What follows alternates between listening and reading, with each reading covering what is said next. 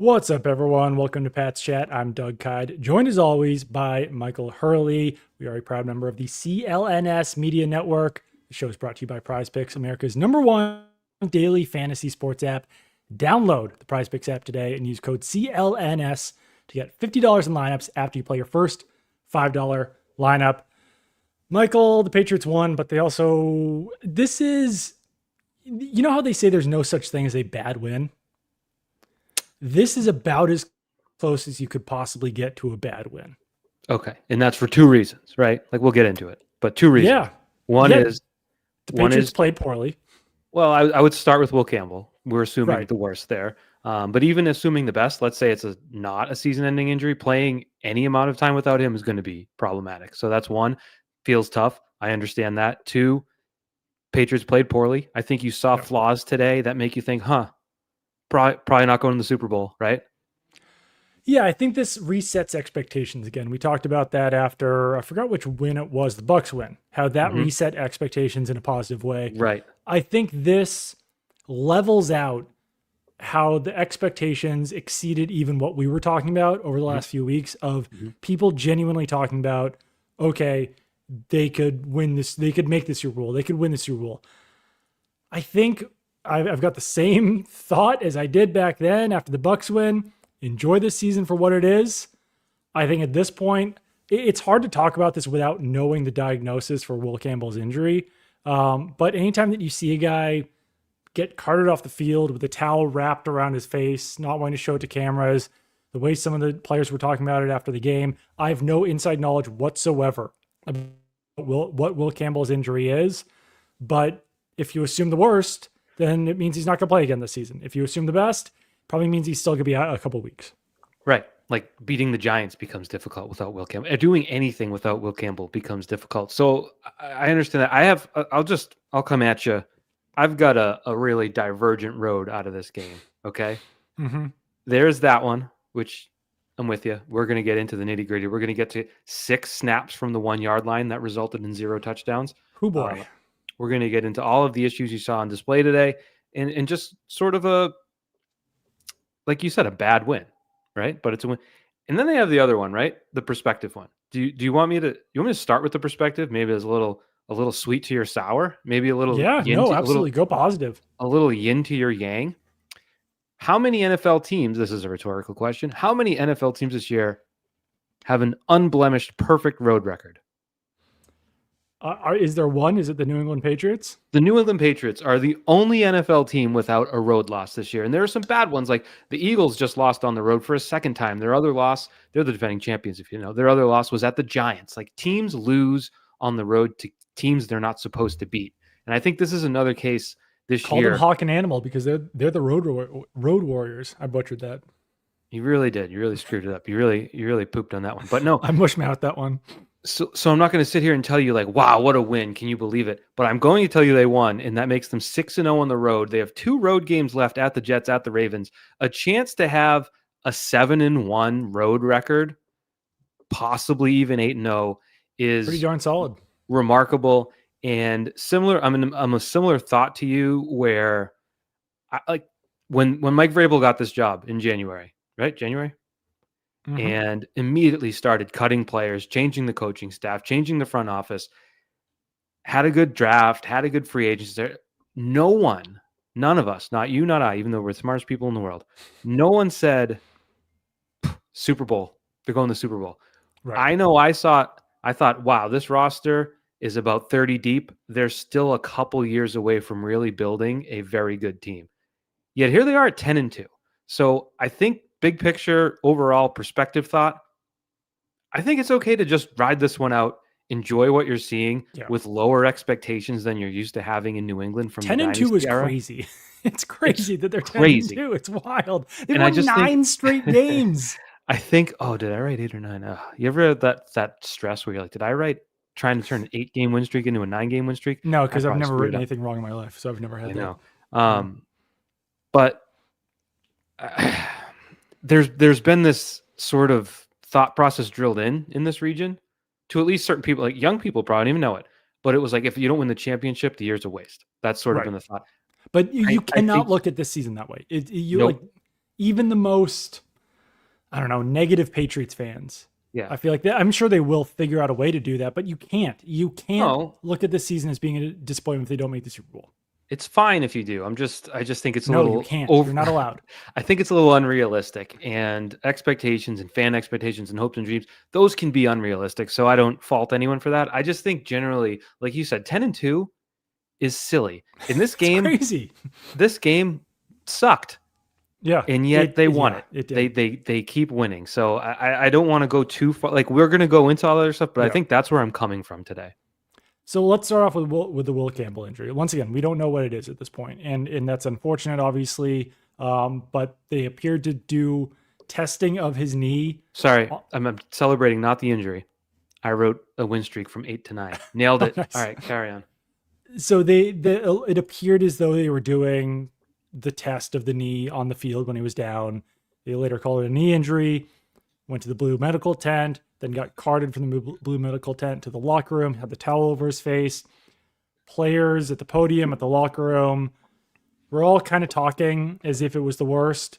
Stephon Diggs did say, like, hey, hopefully it's not as bad as we think. So they're even thinking it sounds like. But we'll just have to see. In the meantime, or maybe for the long term, whatever it is, looks like Vidarian Lowe is going to be the guy at left tackle. Because when Morgan Moses went down, Marcus Bryant went in at right tackle. When Will Campbell went down, Vidarian Lowe goes in at left tackle. And that was after Marcus Bryant had already left the game. So looks like it's going to be Vidarian Lowe. Last 2 seasons of Vidarian Lowe did not go very well. I don't think anyone thinks any differently. I will say, though, that the Patriots' offensive line coaching and their offensive coaching in total is significantly better this year than it was those last 2 years. Their quarterback is better this year than they were the last 2 years. And the offensive linemen around Vidarian Lowe are better than they were the last 2 years. So I'm certainly not saying that Vidarian Lowe can be Will Campbell, because I think that Will Campbell has played very, very good. But I don't know that it's going to be as bad as it was in 2023 and 2024, just because Vidarian Lowe could be back at left tackle. I guess, Doug. Was it an outright disaster today? Yeah, I know it was only half. It's not good. And Marcus Bryant's brief stint at right tackle wasn't good either. There was the touchdown Ben play, Brown right? looked a little uncomfortable at left guard as well. Ben Brown got a little bit overwhelmed on that third down where his man just completely pushed him into Drake May. So no, it's problematic, and it's indicative of the issue we've pointed out going back to training camp. When I was asking you, like, does anyone else take reps at left tackle? And the answer was no. Like, Will Campbell is the left tackle, and if he gets hurt, you're screwed. Or if at that time we were saying if he's not good, you're screwed. But he's been good, so now you're screwed just later. So I don't know. I guess you could be optimistic for those reasons about Vidarian Lowe, but I'm not. I think it's going to be a problem, and this is a team that already can't run the ball at all. And the reason you are 10-2 largely is because you can throw the hell out of that ball. You can throw the piss out of it. And if Drake May is back to being 2024 Drake May in terms of getting the snap and running for his life, it's none of these games are going to be cinches the way that we thought this one would be, and the way that we think a number will be going forward. I think that's why this game was so concerning, I think, to me, is that this should have been a Drake May MVP candidacy boost type of game. You're playing the worst defense in the league. Trey Hendrickson's out. Cam Taylor-Britt's out. Joe Flacco's at quarterback. It's not Joe Burrow. Like, your defense can make plays and turn it over. Like, it should have been a 300, 400 yard performance. Like you're saying, 3-4 touchdowns, whatever. And it wasn't that. And I do wonder, coming out of this game, how many teams in the NFL could the Patriots have beaten today?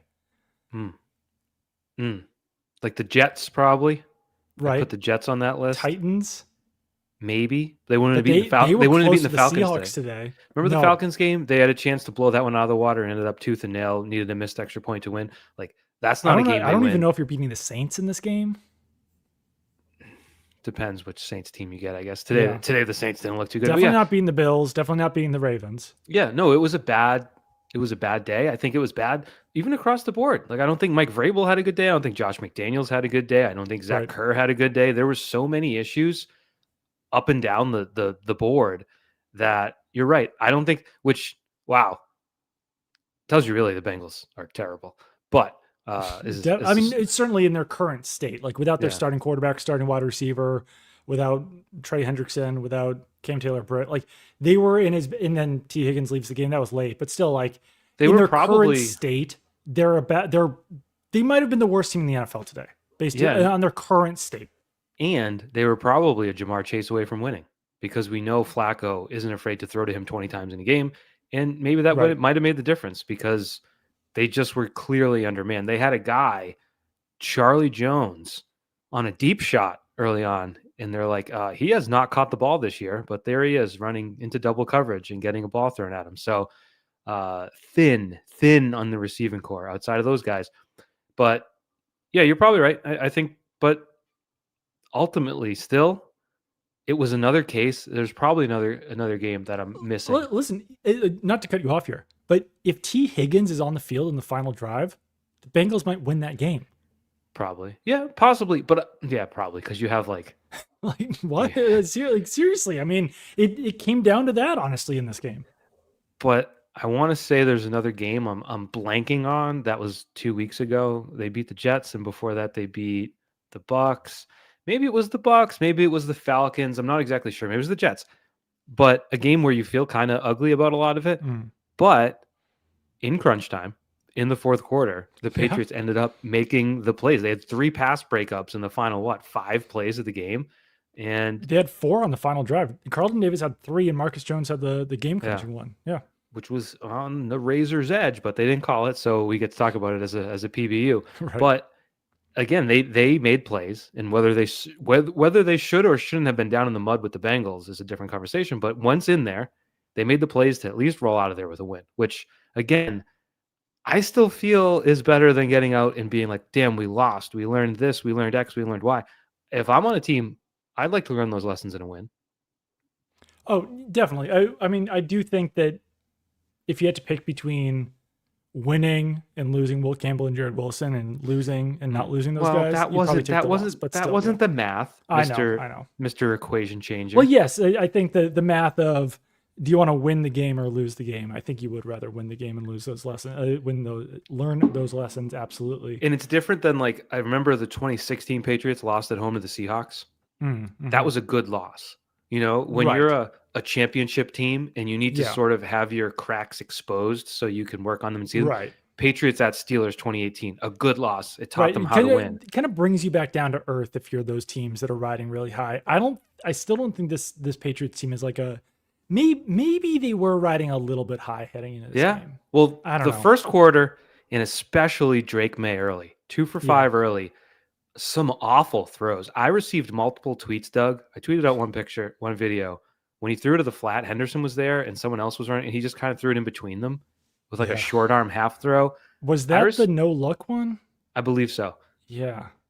I received multiple tweets asking me if Drake May was point shaving because of how bad he looked early. He missed Mac Hollins, I believe. He missed Stephon Diggs the first play of the second quarter, right before the pick six was like 6 feet off target.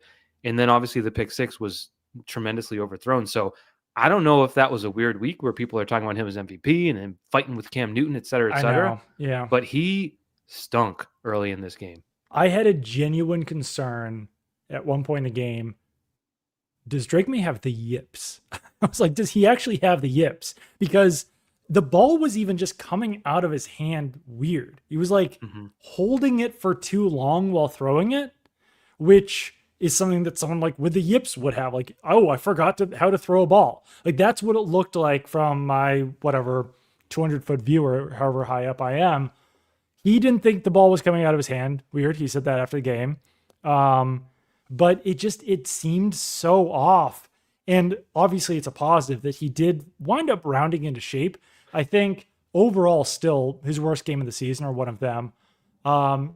Usually we see him dominate a little bit more in the first half and then maybe tail off a little bit in the second half. This was reversed, where if he has the second half first and then has this first half in the second half, maybe we're not as concerned about it. But still, he was a, spoiler alert, he's going to be a doom in this game. See, I wouldn't go as far to say doom. I mean, the pick six was awful. 87.1 rating, by the way, would be his second lowest of the game, behind Tampa, ahead of Vegas. Yeah. I would still say Pittsburgh was his worst game because he just kept, he had the fumbles, right? Right. Yeah. But not quite passing. That was a 102.1 rating. So, haha. Anyways, that was not the equation either, whatever math you just did. If you could flip-flop the halves, and then we'd look at it differently. I do think the 3rd and 11 bomb to Pop Douglas was like vintage Drake May, which we can say now because he's been doing it for multiple months. So it was vintage Drake May. Yes. The 3rd and 8 or 10 conversion to Diggs in the fourth quarter was, I thought, his best play of the game, where they needed to drain clock. Obviously, they didn't get as far as they wanted, but it was a 3rd down conversion that they needed. That was a good one. He fit a tight window throw to Hooper in the second quarter, where it was like, oh, that's Drake May. It was over one hand, it was over another hand, it was right on the money, and you're like, oh, okay. So he did sort of look like himself thereafter, but what made it more difficult, obviously, is he lost his entire left side of his offensive line. So pretty surprisingly high EPA per play by Drake May today, 0.21, 55% success rate, negative completion percentage over expected, but 63.6 QBR. Like, I don't know, numbers wise, wasn't awful, obviously. It's still what most quarterbacks in the NFL would take. But I think just eye test looked off. It looked off. Yeah. I have a take similar to that or related to that. A Drake take? It's not Drake take. It's a stat, numerical data, analytics take.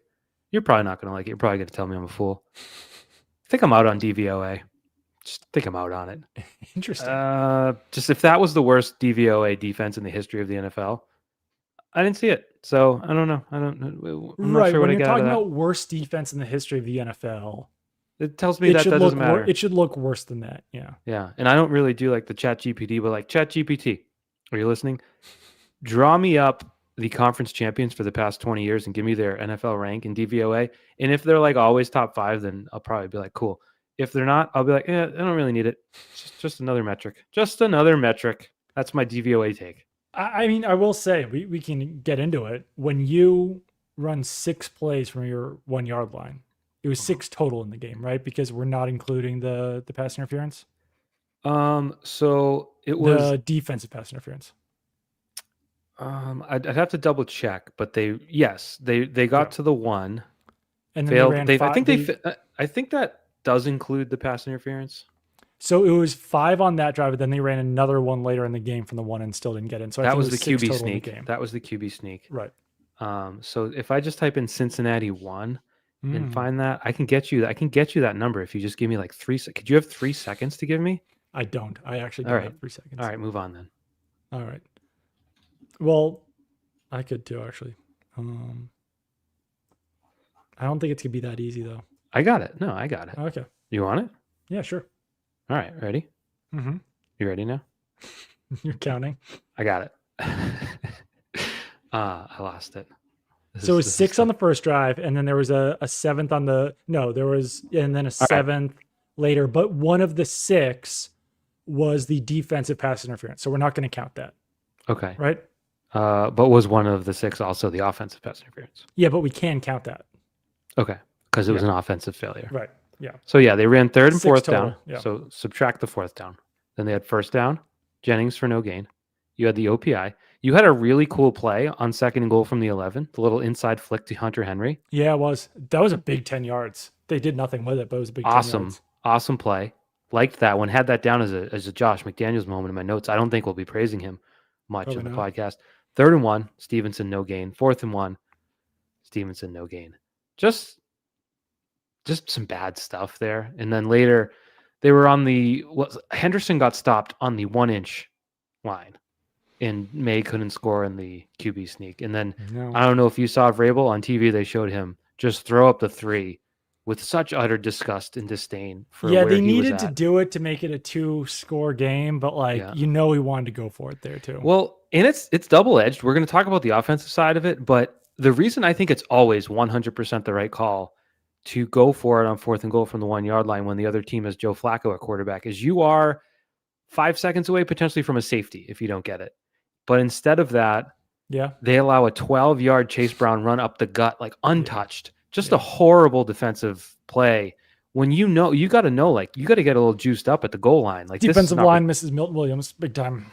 Yeah, I would say so. And that was one case. The 21-yard run before halftime. The run defense was, for the first time we can say this year, bad. Yeah, it was bad, and that did not help. Not a surprise. You lose Kyrus Tonga in the second half. You lose Milton Williams for 4 games. I think the run defense is going to continue to be an issue because it was an issue after Milton Williams left against the Jets as well. So yeah, I mean, I don't know. We'll get into the Giants and all that stuff later, but there's a lot of major concerns in this game. And Ramondre Stevenson coming off the toe injury, you've got to be able to get a yard, even with the offensive line situation that you've got. Like the Bengals do not obviously have a stout run defense, and that's where we go back to like your DVOA discussion. The worst defense in the history of the NFL is going to allow a touchdown on 6 plays from the 1 yard line. They're going to allow at least one touchdown. I think they're going to allow 6 touchdowns. Right. Yeah. They're going to allow a touchdown every time. Like the Hunter Henry touchdown is the type of defense I expected to see out of the worst defense in NFL history, where they bite so badly into play action. The middle linebacker, I won't name anyone, not because I don't know who it was or remember who it was, but because I don't want to shame them. It's not a Bengals podcast. Not only did they sort of bite on the play action. It's not Cat's Chat. It's not Cat's Chat. Not only did he bite on the play action, it was I'm like a so fake quick on those, by the way. I know. I just want some credit for that. If we were talking guns, it would be Gat's Chat. But he bit on the play action jet sweep action to Pop Douglas and just kind of stayed there in the middle. Like, all right, well, I'm here now. And then for whatever reason, he broke toward the line of scrimmage. Like, I'll just do this. Meanwhile, Hunter Henry's just wide open in the end. But those are the types of breakdowns I thought you see. And early on, there was a third down run. Henderson converted it, and it was just easy. Like, he barely got it because the blocking wasn't good. But it didn't need to be good because there was just this massive gap between the guard and the tackle. And it's like, these are the types of plays I expected, and I did not see them. And now, was that entirely the Patriots? Like, it's hard to judge when the defense was supposed to be as bad as we thought. No, it's absolutely true. Let's talk real quick before we keep going about Prize Picks, because this episode is brought to you by Prize Picks. The hard-hitting football action is even better with Prize Picks. The weather might be changing, but the feeling of being right never gets old. So keep the season rolling on Prize Picks by getting $50 instantly in lineups when you play your first $5. Our Prize Picks did not go very well this week. Drake May, more than 1.5 passing touchdowns. He only had one. Drake May, more than 251.5 passing yards. He got 294. Career Joe high. Flacco, though, I had him for more than 227.5 passing yards. Only had 183. So it's wrong on that one. Even with that final drive that the Patriots were just in the second to last drive. I guess if that defensive pass interference was a catch, that would have cut into that a little bit, but still no. No. Are you a Ted Lasso viewer? What's the first season? What's the I can't think of the character's name. The grumpy veteran. This is bad. He's like the best character on the show. I don't know. You're gonna have to. I'm not. No one's bailing you out on this one. That's tough. I'll get it. Just give me a second. It's Roy Kent. Okay. Roy Yes. Kent. So he's sort of the miserable, grumpy, bearded veteran who's just kind of. Flacco reminds me of him, just not funny or charming. He just looks miserable. I don't understand why he seems to like still playing, but he does not look like he just when he checked out with the finger thing. How many times in your life have you seen Joe Flacco smile? Probably back in the late 2000s, early 2010s. A little bit more when he was 23 years old or whatever. Yeah, I don't know. He just I don't see the joy out there, and I get it's hard to have joy in that situation, but I don't know. You don't have to play football. I will say though, I think it might be time to start fading our Prize Picks, but you can download the Prize Picks app today and use code CLNS to get $50 in lineups after you play your first $5 lineup. That's code CLNS to get $50 in lineups after you play your first $5 lineup. Prize Picks, it's good to be right. Did we want to keep going on specific moments from the game? Do we want to do booms and dooms? What do you think? I had something to finish what you're saying about Ramondre Stevenson. Sure. We'll do. This is like I guess he could have made the dooms list. This is a side Prize Picks. This is just me. This is unofficial. These aren't sanctioned. Pick what happened. More or less carries 5. for Stevenson today? How many do you think he had? Oh, he had more. Yeah, Or, he had 6. yeah. Okay. Yards, more or less 4.5. Did he have less than 4.5 yards? No, he did have more. He had 5. Oh, He okay, had I was 6 gonna say I carries, thought he had 6 for 5. Yeah. 6 for 5 with a long of 3. Not good. And to get 2 goal line carries, Terrell Jennings got 1, which was his only touch of the day. Mm-hmm. It was just alarming. And I think that's sort of the sobering point today. If you're like even putting the Will Campbell stuff aside, I think you're looking at this team thinking like, that weakness is very real. It is. It's funny because it was very real early in the season.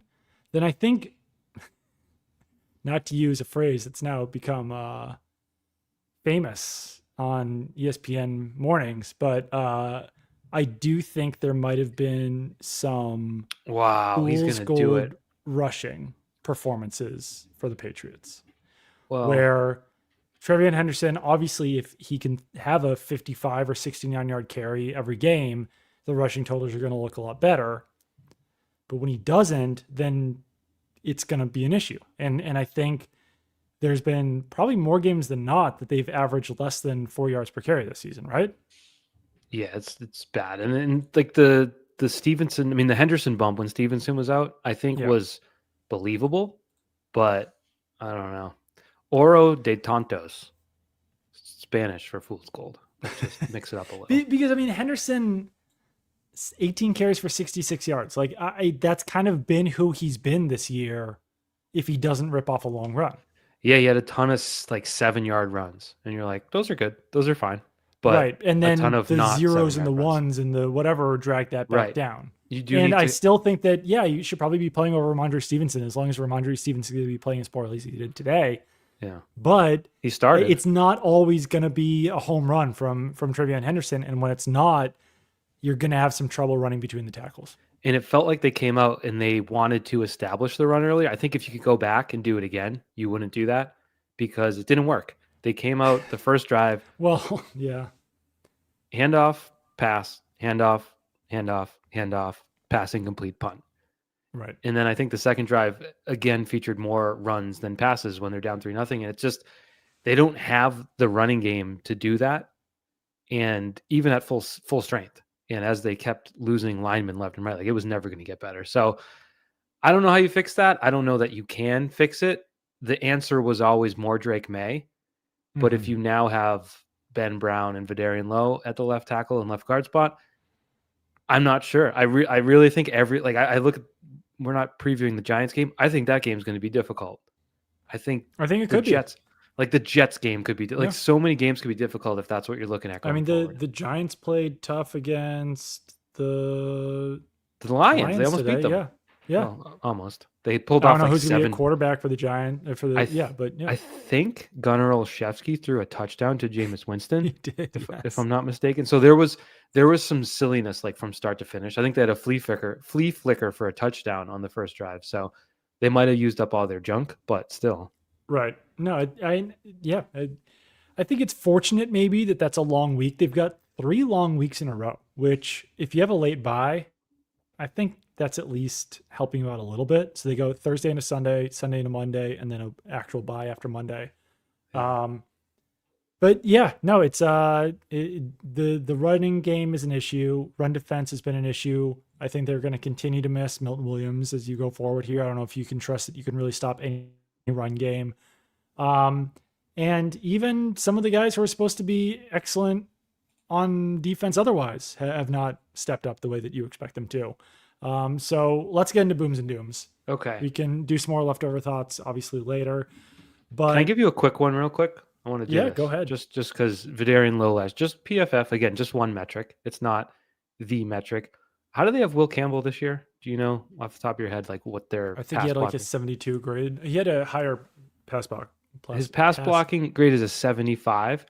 So this is actually encouraging if you subscribe to the PFF grading scale. Vidarian Lowe last year, I just lost it, was a 66.9. He's better as a left tackle than he is as a right tackle. I don't know that I love that grade of 66.9. Now, granted, it was 36.0 in 2023. So you've seen two different Vidarian Lowe's. But he was playing a lot of right tackle in 2023. Oh, yeah. I remember that. That Dolphins game was tough. Anyways, I think, if you're going from 75 to 67 by one metric, you can probably get by better than people like Michael Hurley have argued for the past half hour. Yeah, and I mean, we'll see what the severity of Will Campbell's injury is. We'll probably find out tomorrow. But very discouraging to see him go down today, obviously, specifically. Boom. I am going to give my first boom to Marcus Jones. Okay. You want to give it to Hunter Henry. I'm going to give it to Marcus Jones. Marcus Jones had a pick 6, and he also made the game-clinching pass breakup. Hunter Henry had a great game. We can get into that in a second. Marcus Jones continues to kind of pound the table and make a case for All-Pro, Pro Bowl, whatever you want to do. He's been just making plays all season. Mm-hmm. Took a little bit of a downturn after he signed the contract, but today was right back at it. He's been doing great in the slot. And today was he made 2, like if he doesn't make those 2 plays, the Patriots lose this game. Do you want to hear some real disrespectful stuff? Sure. You could have made that pick 6. What was Joe Flacco doing? He had his receiver. He had his running back sitting there, and he pumped him, and then pumped again, and then just threw. Marcus Jones almost overran the ball. That's how bad that one was. So, yeah, good play. I'm not going to go crazy about that one. And he got a demerit. It was demerit for that. Not for that. He got a demerit for allowing the 4th down catch to Mitchell. That's fair. Mitch Tinsley. On the final drive. Went right through his hands. Break it up. It's 4th down. You don't need the pick. You don't need the pick. True. 4th down. Went right through his hands. Yeah. That was not a good play. And then again, the score sheet says PBU on Mike Gesicki at the end. If you saw a flag fly there, I don't think anyone in New England would have been upset. You saw all his teammates looking around like, no. Oh, yeah. By the way, the funniest defensive pass interference I've ever seen was Dax Hill's first one on Kayshon Boutte, because he interfered to the degree that he didn't react whatsoever when there was a flag. Just had absolutely zero reaction whatsoever. It never happens. He knew exactly what he did for the exact reason that he did it. He didn't want to allow a touchdown. He didn't want to allow a deep touchdown there. So he was like, you know what? I'm going to just make you not catch this ball. I don't care if it's a DPI. Yeah. No, yeah. Boutte was the MVP of that drive with two pass interference. Didn't touch the ball, but two pass interferences. But no, I thought those were demerits in my mind. So Jones didn't make my booms despite the pick 6. What? Yeah, he didn't make my booms. Despite the game clinching PBU. Carlton Davis made my booms. Despite the pass interference, which I think, despite his objection, I think it was a legit call because he had the right arm wrapped. If the right arm wasn't wrapped, that would have been one of the best pass breakups of all time. Yeah. I don't think it actually interfered with him, but it's like they're going to call that. There was a lot of contact from T. Higgins on that play. Well, Higgins' left arm contact, because he was trying to catch the ball, and he was literally in his chest at that point. Yeah. So it was very well timed. I just think that right arm, but the 3 pass breakups on the final drive were awesome. So Carlton Davis made my list over Marcus Jones. Carlton Davis was great. I mean, 3 pass breakups on one drive is sort of unheard of. Again, again, Joe Flacco, he's throwing some lollies out there, but they all count. But no, I mean, I talked to him after the game. He was pissed. He was pissed. He thought that it was BS. He thinks that officials are targeting him this season, because he said that as he goes through the game, officials are like, oh, you're doing great. You're doing great. So he's like, there's a reason they're saying that. Clearly someone's telling them to watch out for me interfering. He said that he knew that T. Higgins did that on go routes, like kind of baited guys into it and has a lot of contact. So, and then he said that, like, yeah, he was really mad after the defensive pass interference penalty. And he was like, there's no chance that I am going to lose this game for the team.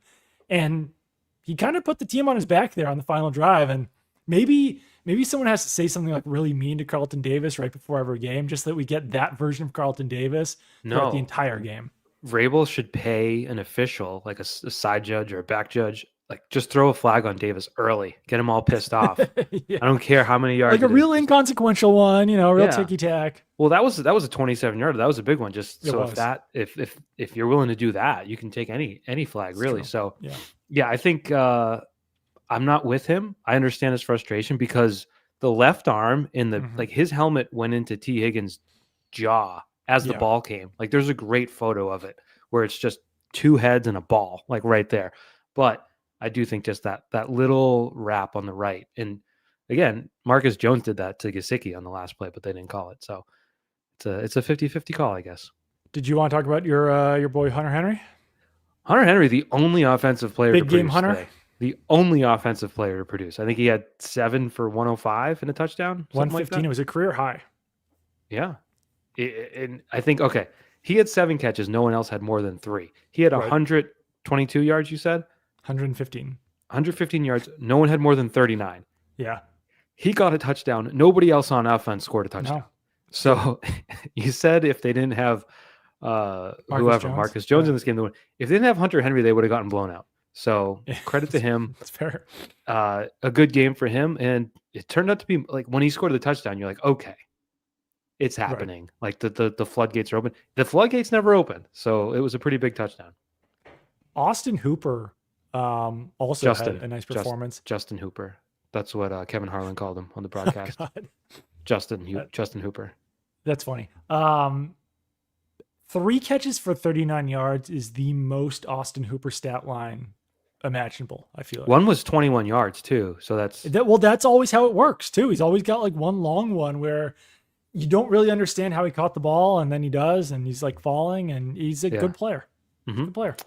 I have a question for you. I'm not a fantasy guy. I'm doing it this year. Really checked out. Really not interesting. Pretty boring. Has there ever been an MVP quarterback where like none of his pass catchers are viable fantasy options because on any given week, most of them have 3 or fewer catches? I don't know that for certain, but yeah, it's a really good point. Stephon Diggs is like the most fantasy relevant. Kayshon Boutte when he was on that stretch, but still, like those guys have down performances. Today being one of them. Mm-hmm. They each had 1 catch, if I'm not mistaken. No, Diggs had 2 or 3. Did Diggs had 2 catches for 20 yards.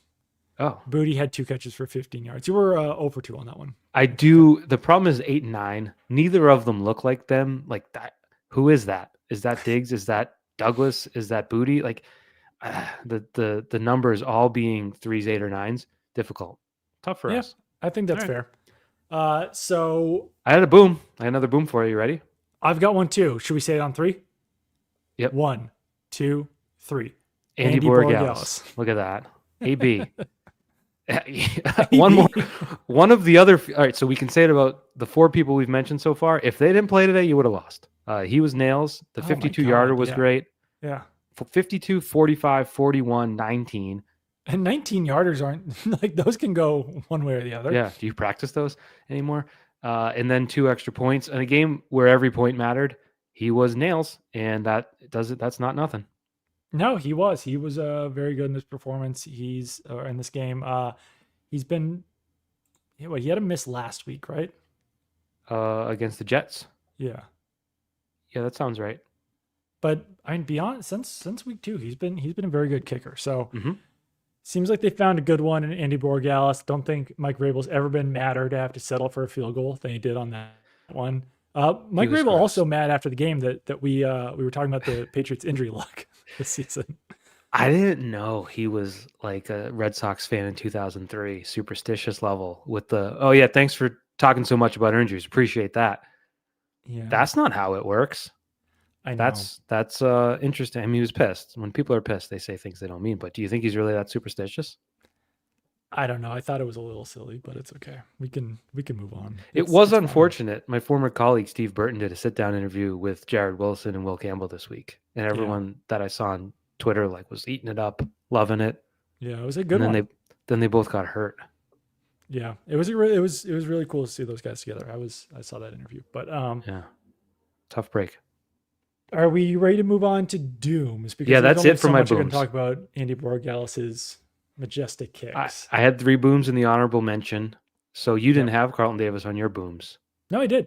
I had Henry, Jones, Davis, and Borregales. 4 booms. I had 4 booms. I thought we were 3 booms. I mix it up. Okay. All right. I got a lot of dooms. I will start off. I'll start off with Christian Gonzalez. He let up a touchdown to Mitch Tinsley. I mean, entered the game, a 2022 undrafted rookie entered the league, entered this game with 10 catches for 39 yards in his career, if I'm not mistaken. 1 touchdown. 39? I'll double check. I'll fact check myself. But I had to Google this man's first name 11 times today. That way it's safe. He came in. I'm sorry. 3 catches for 49 yards. Okay, I was gonna say 10 for 39. That is impressive. 10 games this year. So I guess he went, and that was immediately after T. Higgins left with the concussion. Christian Gonzalez was like, "Who's this?" And he got beat for a touchdown. Crazy. Yeah, I mean, he's been good this season. He hasn't been lights out. Obviously had the injury to start the season. And otherwise, before he allowed that touchdown, I was actually in the process of putting him and Carlton Davis both on the booms list just because they had limited T. Higgins pretty well in this game. A lot of shorter underneath stuff. And then when you see Davis have the DPI and Christian Gonzalez have the touchdown, you move them right back down to the dooms. And then Carlton Davis obviously made up for it. Christian Gonzalez didn't as much. But yeah, I mean, you allow a touchdown to Mitch Tinsley. Unfortunately, you make the doom list. I would say this. This is what I wrote right here. It's written down. Typed, not written. That was a crazy week. Don't write ever.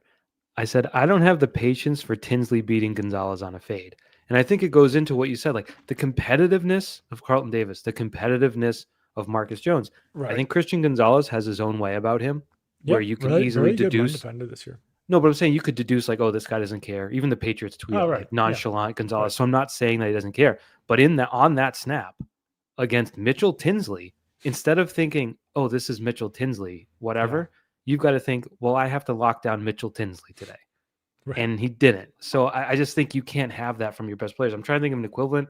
I don't know. I guess it's like Drake May sailing Hunter Henry in the first quarter for no reason for the pick six. So you need your best players to play at the level you expect of them. Maybe it's not fair, but Mitchell Tinsley. Do you remember Lee Tinsley? Of course I remember Lee Tinsley. You name any Red Sox player from the 90s, and I will say, yes, I remember that player. You know what? He was a Red Sox and a Mariner, so he's one I'll use on Immaculate Grid sometimes. I have an Immaculate Grid cheat code for you and anyone else out there. Do people still do Immaculate Grid? Steve Buckley definitely does. Shout out to Steve Buckley. I was never good at it. It's just not how my brain works where I can remember all these things. Mm-hmm. Darren Bragg, Red Sox outfielder of my youth. Yeah. He has the most jersey numbers I've ever seen on Pro Baseball Reference. He has 9 jersey numbers. Wow. He played for the Mariners, the Red Sox, the Cardinals, the Rockies, the Mets, the Yankees, the Braves, the Padres, the Reds. 0 repeats. That's wild. I use Darren Bragg for Mariners, Red Sox sometimes too. 11 years and 8 teams. So did he play for all those actual teams too? He wasn't just like in the organization. Yeah, he did. Holy crap. Not a lot of games for the Yankees or Padres or Mets, but he played for all those teams. Wow. Yeah, played 3 years for the Red Sox, it's time. For the Mariners. I think it's time the Veterans Committee does its job and puts him in the Baseball Hall of Fame. Hey, and a 9-career WAR. That's not for nothing. It pretty much is, really, but it's better than negative, For 916 games, he averages a WAR per 100 games. He had like 1 decent season in 11 years, like total in terms of impact. Anyways. Yeah, I forgot he was actually like a starter. This is not Bragg chat. This is Pat's chat. I have a doom for you. All right, what is it? It's Caleb. Hold on. Is it Bragg Gab? It's not Bragg Gab. Caleb on Chason for jumping off sides on a 4th down play when they weren't snapping the ball. That's bad. And then later, letting Joe Flacco escape a sack, letting like a frail bag of bones. All due respect to 40-year-olds. We have a lot of respect for 40-year-olds. You've got to complete that sack and not let him step away. And then the drive where he did jump off sides, that drive ended with a Landry sack. So he owes Landry, I don't know, lunch, nothing crazy. Right. It was funny because the offsides was basically inconsequential. They wound up right back where they were before the 10-yard sack. Yeah, but it could have been so much worse. It's just 4th down. It's just basic football. He went off sides with about 1 second left on the play clock too. Yeah. You see guys time it. You wait till it hits 0, then you do what you did there. Right. No, that was a bad football play. He was on mine too. Drake May was on mine, and I know might be harsh.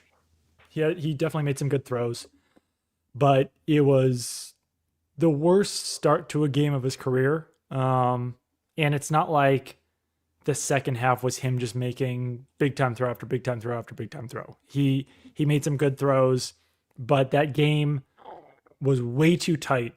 That was a weird noise from my throat. That game It's was usually me. way too tight against a bad team than it should have been. If he had been able to take over the game in the second half, then it would have been a much more comfortable win. He wasn't able to. That's why they had to keep trying to score from the 1 yard line and fail. But just sometimes he has to make the doom list, and I think today it was one of them. A lot of indigestion between you and myself right now. Not sure what's going on. It's witching hour. I have two things on that. One is the way we just laid things out. If Drake Mhm. May didn't show up to the field today and quarterback X plays, do you think they win? Well, I mean, no, So I but do think he made up for how he was really bad early, like no doubt about it, and that's definitely a demerit. But like that pick I six was do very think, costly. That allowed the Bengals to stay in the game basically the entire game. yeah. But you also, I don't know, you were up 10 in the fourth quarter. That's where you probably would have liked him to be better. Like I Mhm. put more fault on him there than I do early. Well, either way, I think if you don't have Drake May in this game and you have Jacoby Brissett, you lose. So if that's Right. you hold him to a higher standard than that, and I Yeah. understand that. So I'm not really Yeah. fighting you on it. And then the other way I look at this game, I think Cam Newton had a better Sunday than Drake May. You know, Maybe. Yeah. He might have looked at that game and been like, I don't know. Yeah. see that? Did you see it? And so when we watch him on First Take on ESPN, which we know I want he's to talk on about First that. Take Yeah. on ES twice a week, you can catch Cam Newton on First Take, which we all know. We'll see. We'll see if he has a follow up. But yeah, it wasn't a game. It was a game that should have been very easy for an MVP caliber quarterback, Yeah. and it Right. was not. Yeah, that's the thing. And given the quality of the Bengals defense, I don't know how insert quarterback here would have played. I But Drake May made too many bad throws and decisions in this one for me. I need help for my next doom because I have coming out of 2 minute warning. It was 3rd and 7. The Bengals had one timeout. The Patriots called a pass play to Stephon Diggs. I have a doom 3rd and 7 play call. Idiotic. I don't remember the play. Do you? I don't know either. Oh, well, it was a pass to Diggs that was unsuccessful.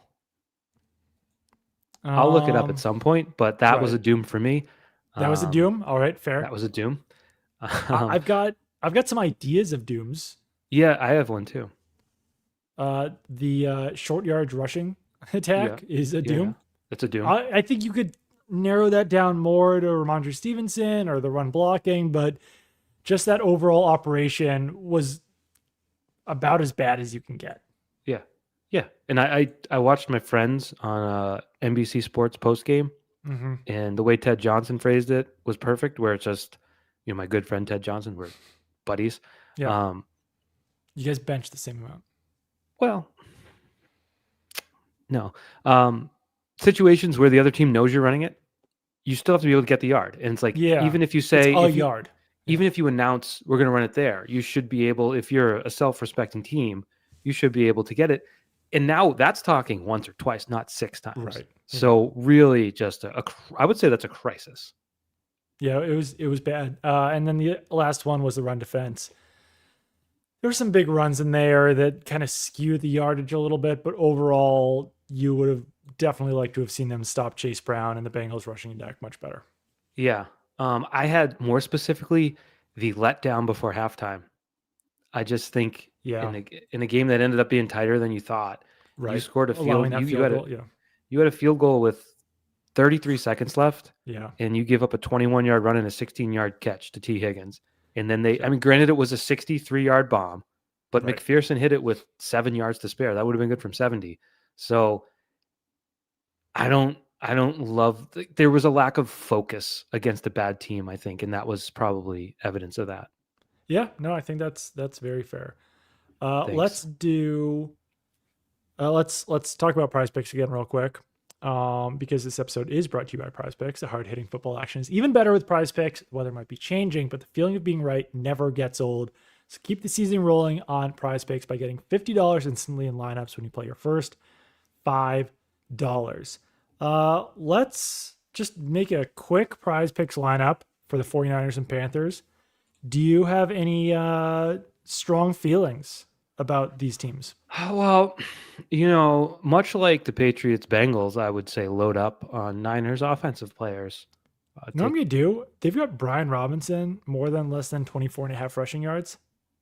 I'm going to go with less. Yeah, that's a good one. I had him on my fantasy team, talk about fantasy, because I'm like, well, McCaffrey will get hurt, and then I'll look smart. Didn't happen, so I got rid of him. Yeah. I'm going to go Rico Dowdle, since he's on a hot one. Give me more. 75 and a half. I'm going to go more. That's high, but I'll take the more. And then I'm looking at the rest here. It's McCaffrey. McCaffrey rush yards? Yeah. 71 and a half. What's his receiving yards? His receiving yards. I'll take both. 43 and a half. Oh, give me that one. Rush plus receiving 124.5. Does that even add? Yeah, it's about exactly if you add them up. Yeah. So yeah, I'll take. All right, both. I'll do that one too. All right, so hey, that's $20 entry fee to win $120. So I miss hitting submit right this second. You can do the same thing. Download the Prize Picks app today and use code CLNS to get $50 in lineups after you play your first $5 lineup. That's code CLNS to get $50 in lineups after you play your first $5 lineup. Prize Picks, it's good to be right.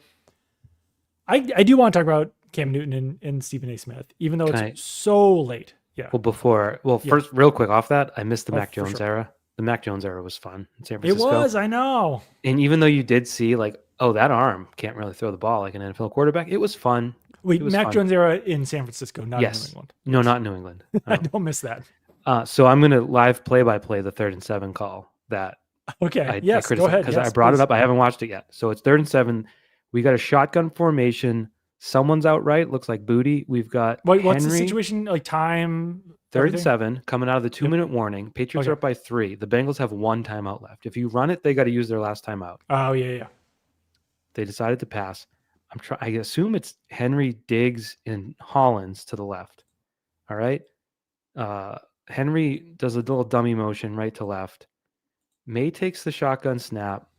Oh, it was pressure right up the A gap. Oh, yeah. And May just kind of threw it into, should have been picked. Oh, yeah, into double coverage. I remember that play. Yeah. Diggs was pretty upset, but that probably should have been picked. So I don't know that I love the play call. Certainly not the Vidarian Lowe went out and didn't go in and allowed him in just to run right in Drake May's face. So, some failures across the board. Glad we did that. Moving on. So it's all been covered, but I still wanted to talk about it for a second. Stephen A. Smith. So this hasn't been covered. Stephen A. Smith apologized to Drake May, said he was facetious, but said the one thing he wasn't facetious about was that he still didn't believe that Drake May didn't know that Cam Newton was on first take. No, he manipulated it. He said, I still don't believe you when you say you don't know where Cam Newton works. He didn't say that. Right. He said he didn't know what show he's on. He literally said, because I didn't know what show he was on. I see the clips on social media. I don't watch First Take. That's normally where I'd say that's normally where I'd say because I have a job. Unfortunately, I can't finish that sentence, but I don't watch First Take. And I know Cam Newton's on ESPN in various capacities. I would not have been able to tell you with a definitive degree of confidence that it was First Take. I did not know because I saw him on a clip with Damien Woody. Is Damien Woody on First Take? Who knows what shows these guys are on? Right, they're on ESPN. That's all you know. And Stephen A's apology was like, I don't believe that you don't know where he works. Right. And that's not what he said. And it's just, it's a really childish thing. To me, it felt like, oh, wow, we're back. Like New England is back on the map, baby. Like I feel like there was something out there. Like the Patriots were actually like rootable for America. Like America's darling. I think that's going too far. But maybe ESPN they're not aware of it. They're like, oh, the Patriots are here. We got to dump on them somehow. I don't know. I don't know what the conversation is. Hold on. So If people want me to apologize for that, that's fine, Smith continued. I wasn't serious about him lying.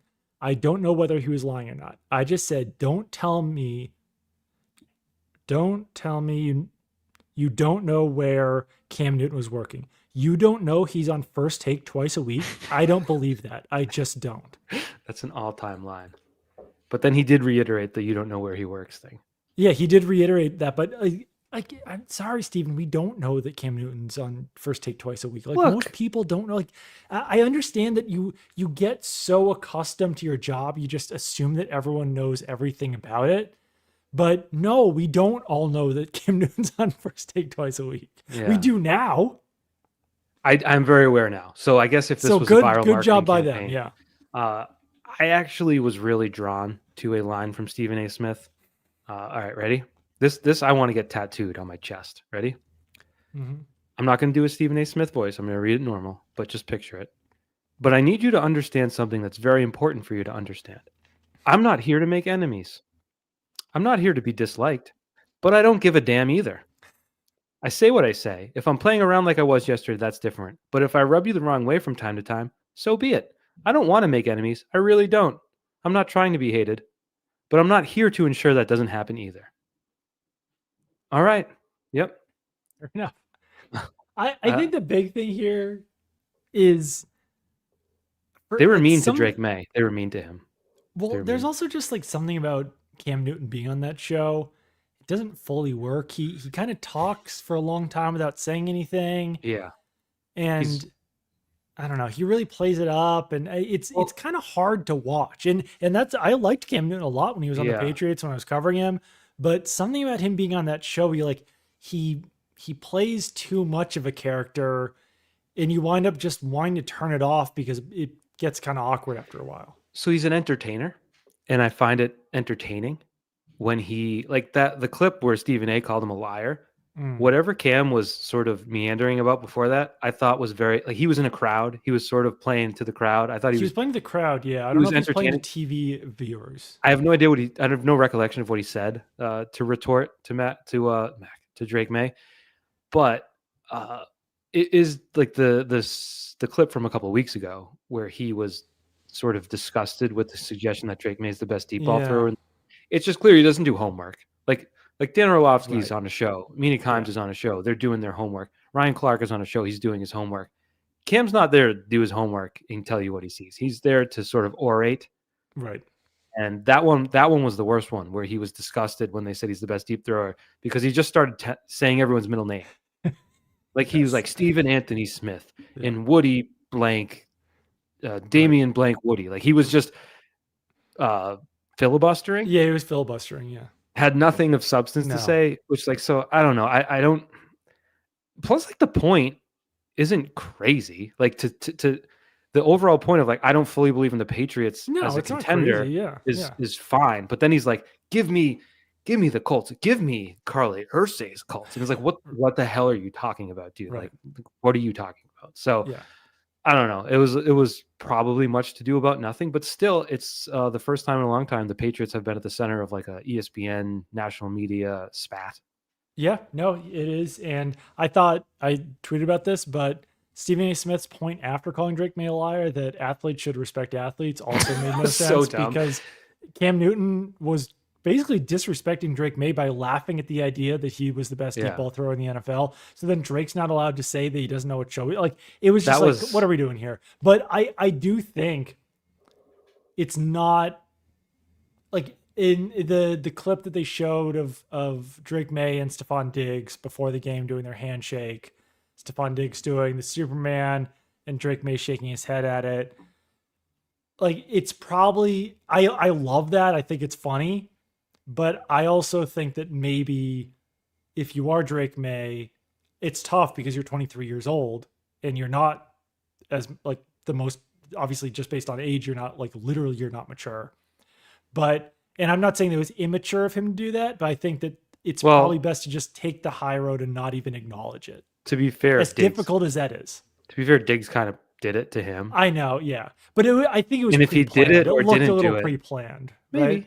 Yeah. I'm a little naive. I don't know. I'm not criticizing Drake May about it. I think that the Patriots as a whole, when that happens, it's best to just be like, let those guys talk. Like, whatever. He Yeah. won't even respond to it. I mean, it is kind of a shame that Cam, you want him to be unbiased in his role, Right. but you don't have to be like go out of your way to be wrong and say he's not good at throwing the ball deep, which he is, especially given, he's a Carolina kid and has like stated many times And he has was like, his hero growing up. Right. There was like 7-on-7 matchups between Cam Newton and Drake May's teams. Like there's a history there. So, and Drake May literally said, I stopped being a Panthers fan when they released Cam Newton. So in the hometown team or Cam Newton, he picked Cam Newton in that situation. Which means he hates the Patriots, I think. So there's your next controversy. Maybe. Yeah, that was unfortunate. Yeah. But I wanted to say, when you said Stephen A's point about athletes need to respect other athletes, did you see Ryan Clark's response to that? He shoved Stephen A in a locker. Stephen A was pissed. Stephen A went silent. So I don't know if Ryan Clark is on First Take anymore after that. I'm not familiar with his schedule. Believe me, Stephen A.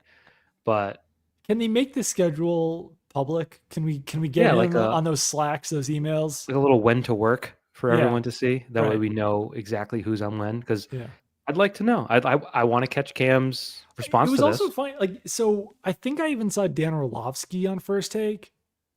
So he's on. Like, if people are on multiple shows, then no, you don't know what show they said it on.